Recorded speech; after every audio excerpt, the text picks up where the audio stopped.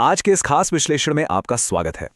आज हम जिस कहानी पर बात करने वाले हैं वो किसी सस्पेंस थ्रिलर फिल्म से बिल्कुल कम नहीं है, लेकिन हैरान करने वाली बात यह है कि ये 100% सच है।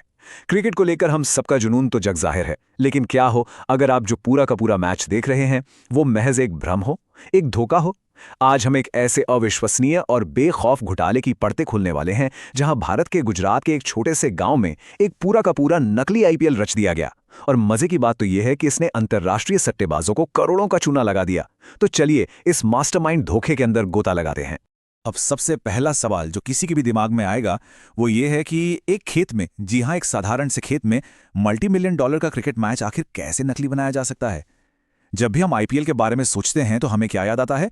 चकाचौंध, खचाखच भरे हुए विश्व स्तरीय स्टेडियम, भारी सिक्योरिटी और दुनिया के सबसे महंगे सुपरस्टार खिलाड़ी, राइट?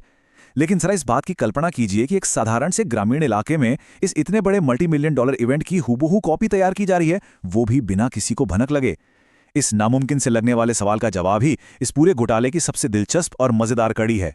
अगर हम असली आईपीएल और इस नकली खेल की तुलना करें तो ये दो बिल्कुल अलग दुनियाओं का टकराव था। एक तरफ हमारा असली आईपीएल है जो मुंबई के विशाल वानखेड़े स्टेडियम जैसी जगहों पर खेला जाता है, जहां महेंद्र सिंह धोनी और रोहित शर्मा जैसे रियल लाइफ एथलीट्स पसीना बहाते हैं। और दूसरी तरफ था ये हमारा नकली आईपीएल। इसका आयोजन कोई बड़े शहर में नहीं बल्कि गुजरात के मेहसाणा जिले के एक कीचड़ भरे खेत में हो रहा था। असली खिलाड़ियों की जगह वहां खेत में काम करने वाले दिहाड़ी मजदूर खेल रहे थे। यह सच में एक ऐसा विरोधाभास था जिसे बस एक स्क्रीन और कैमरे के एंगल के जरिए एक समान दिखाने की दुस्साहसिक कोशिश की गई थी। लेकिन रुकिए, इस पूरी कहानी में जो सबसे बड़ी रेड फ्लैग या कहें कि सबसे बड़ी गड़बड़ी थी वो था इसका समय। इन जालसाजों को समय की कोई परवाह नहीं थी। असली आईपीएल टूर्नामेंट तो पहले ही खत्म हो चुका था, विजेता टीम अपनी ट्रॉफी घर ले जा चुकी थी और दुनिया आगे बढ़ चुकी थी। लेकिन उसके हफ्तों बाद अचानक से स्क्रीन पर चेन्नई सुपर किंग्स और मुंबई इंडियंस के बीच एक लाइव मैच का प्रसारण होने लगा। मतलब कोई सोच भी कैसे सकता है कि जो टूर्नामेंट खत्म हो चुका है उसे फिर से लाइव मैच बताकर प्रसारित कर दे और ये उम्मीद भी करे कि लोग इसे सच मान लेंगे। ये अपने आप में एक अलग ही लेवल का कॉन्फिडेंस था। चलिए अब इस पूरे घोटाले के एनाटॉमी को, इसकी संरचना को समझते हैं। आखिर ये पूरा भ्रम रचा कैसे गया? इसे मुख्य रूप से 4 पिलर्स पर खड़ा किया गया था। सबसे पहले एक आम सी कृषि भूमि को हैलोजन लाइट्स और मैट बिछाकर रातों रात एक स्टेडियम में बदल दिया गया। दूसरा, दिहाड़ी मजदूरों को बाकायदा चेन्नई और मुंबई की जर्सी पहनाकर स्टार खिलाड़ियों का रूप दे दिया गया। तीसरा, क्रिकेट मैच का वो फील लाने के लिए बड़े बड़े स्पीकर्स के जरिए दर्शकों का शोर पैदा किया गया। और चौथा, जो इसका सबसे मास्टर स्ट्रोक था, पूरे मैच की पटकथा को मैदान पर खड़े अंपायर द्वारा वॉकी टॉकी के जरिए कंट्रोल किया जा रहा था। है ना कमाल का सेटअप? इस पूरे नाटक के बैकड्रॉप को समझना भी बहुत जरूरी है। ये सब किसी हाईटेक स्टूडियो में नहीं बल्कि भारत के गुजरात राज्य के मेहसाणा जिले में हो रहा था। ये कोई मेट्रो शहर नहीं है बल्कि एक ऐसा इलाका है जहां कृषि ही जीवन का मुख्य हिस्सा है।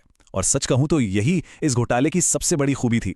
दुनिया की चकाचौंध से दूर एक ऐसी शांत जगह पर एक ऐसा सेटअप तैयार किया गया जिसे इंटरनेट के जरिए पूरी दुनिया में ब्रॉडकास्ट किया जा रहा था। एक साधारण से खेत को डिजिटली एक भव्य स्टेडियम में बदल देना यह कोई मामूली बात नहीं है। अब बात करते हैं इस ड्रामे के सबसे मजेदार हिस्से की, इनकी कास्टिंग की। क्रिकेट में तो हम खिलाड़ी के खेलने के अंदाज से ही उसे दूर से पहचान लेते हैं, राइट? लेकिन इन घोटालेबाजों ने क्या किया? इन्होंने स्थानीय दिहाड़ी मजदूरों को पकड़ा, उन्हें बस कुछ 100 रुपए का लालच दिया और उन्हें क्रिकेट के सुपरस्टार जैसे एमएस धोनी और रोहित शर्मा की जर्सी पहना दी। अब आप सोचेंगे कि कोई भी नहीं पहचान लेगा, तो इसका भी जुगाड़ था। कैमरे के एंगल को जानबूझकर इतना दूर और थोड़ा धुंधला रखा गया कि स्क्रीन के उस पार बैठे इंसान को बिल्कुल यही लगे कि वही दिग्गज खिलाड़ी मैदान पर चौके छक्के मार रहे हैं। अब आते हैं इस बात पर कि यह मैच रियल टाइम में काम कैसे कर रहा था। यह पूरा प्रोसेस किसी वीडियो गेम को कंट्रोल करने जैसा था। सबसे पहले इस पूरी योजना का मास्टरमाइंड सट्टेबाजों से दांव स्वीकार करता था। जैसे ही किसी ने मान लीजिए किसी खास गेंद पर पैसा लगाया, वो मास्टरमाइंड तुरंत मैदान पर मौजूद अपने अंपायर को वॉकी टॉकी के जरिए एक सीक्रेट इंस्ट्रक्शन देता था। फिर वो अंपायर बड़ी ही चालाकी से खिलाड़ियों को इशारा करता था कि अगली गेंद पर चौका मारना है, छक्का मारना है या फिर आउट होना है। यानी जो मैच लोग लाइव समझकर देख रहे थे वो पूरी तरह से एक पहले से लिखी गई स्क्रिप्ट पर चल रहा था।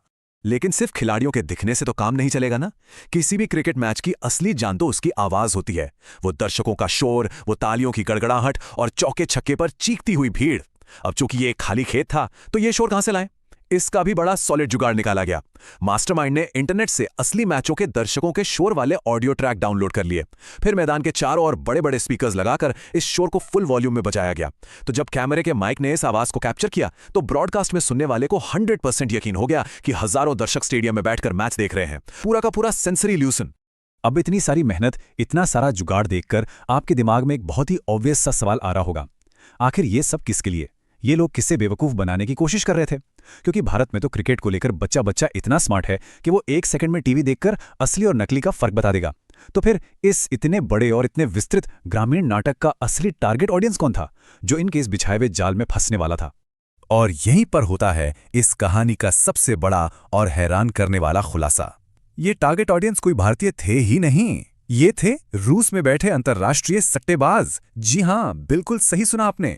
इन रशियन सट्टेबाजों को क्रिकेट की तकनीकी बारीकियों या हमारे खिलाड़ियों के चेहरों की कोई खास पहचान नहीं थी। उन्हें बस सट्टेबाजी से और मुनाफे से मतलब था। वे लोग एक टेलीग्राम चैनल के जरिए इस लाइव मैच को देख रहे थे और स्क्रीन पर दिख रहे प्रोफेशनल ग्राफिक्स, स्कोरबोर्ड और उस नकली शोर पर आंख मूंद कर भरोसा कर रहे थे। उन्हें पक्का यकीन था कि वे एक 100% असली इंडियन प्रीमियर लीग मैच पर अपना पैसा लगा रहे हैं। तो बात सिर्फ एक छोटे से प्रैंक की नहीं थी, ये एक बेहद गंभीर और बहुत बड़े स्केल का वित्तीय अपराध था। इस एक नकली सेटअप के जरिए रूस के उन सट्टेबाजों से करोड़ों रुपए ठगे गए। जरा इस नंबर के बारे में सोचिए। एक छोटे से खेत, कुछ दिहाड़ी मजदूरों और कुछ कैमरों के सेटअप के दम पर इन जालसाजों ने एक ऐसी पैरेलल इकोनॉमी खड़ी कर ली थी जहां हर एक गेंद पर लाखों का लेनदेन हो रहा था। यह साफ तौर पर दिखाता है कि अगर तकनीक का और इंसानी लालच का इस तरह से इस्तेमाल किया जाए तो एक छोटे से गांव से बैठकर भी करोड़ों का साम्राज्य या कहें करोड़ों का स्कैम बड़ी आसानी से चलाया जा सकता है। इस पूरी घटना को अगर एक लाइन में समेटना हो तो जैसा कि हमारे सोर्स मटेरियल में कहा गया है, ये एक मास्टरमाइंड धोखा था जिसने पूरी दुनिया को चौंका दिया।